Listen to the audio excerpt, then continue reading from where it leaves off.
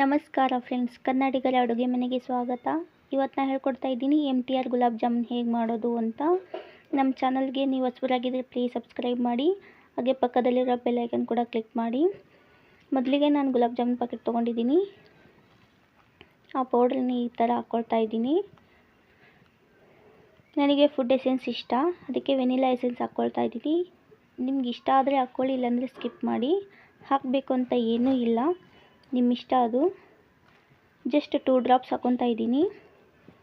1 cup ಹಾಲು ತೊಗೊಂಡಿದ್ದೀನಿ. ಕಾಸಿ ಆರಿಸಿರುವಂಥ ಹಾಲು ಈ ರೀತಿ ಹಾಕ್ಕೊಂಡು ಮಿಕ್ಸ್ ಮಾಡ್ತಾ ಇದ್ದೀನಿ. ಮಿಕ್ಕುಳಿದಿರುವಂಥ ಹಾಲನ್ನು ಹಾಕ್ಕೊತಾ ಇದ್ದೀನಿ.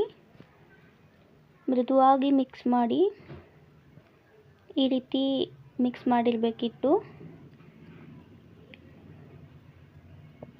ಇದನ್ನು ನಾನು 10 ರಿಂದ 15 ನಿಮಿಷವರೆಗೂ ನೆನೆಯಲು ಬಿಡ್ತೀನಿ.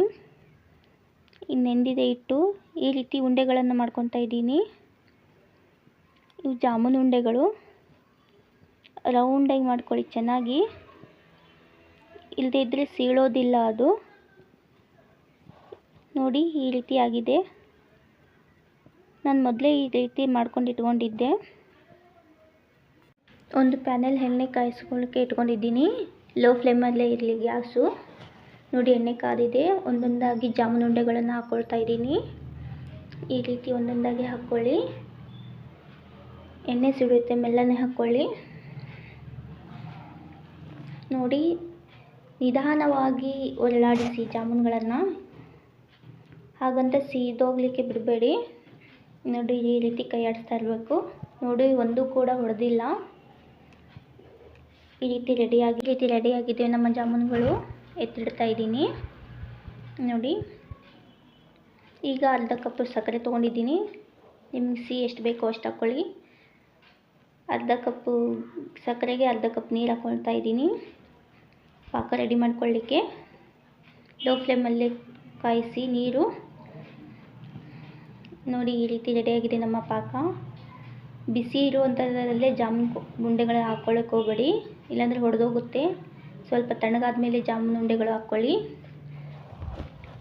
ಇಲ್ಲಿ ಹಾಕ್ಕೊಂಡಿದ್ದೀನಿ ನೋಡಿ ನಾನು. ಇದಕ್ಕೆ ನಾನು 2 ಏಲಕ್ಕಿ ತೊಗೊಂಡು ಪೌಡರ್ ಮಾಡ್ಕೊತಾ ಇದ್ದೀನಿ.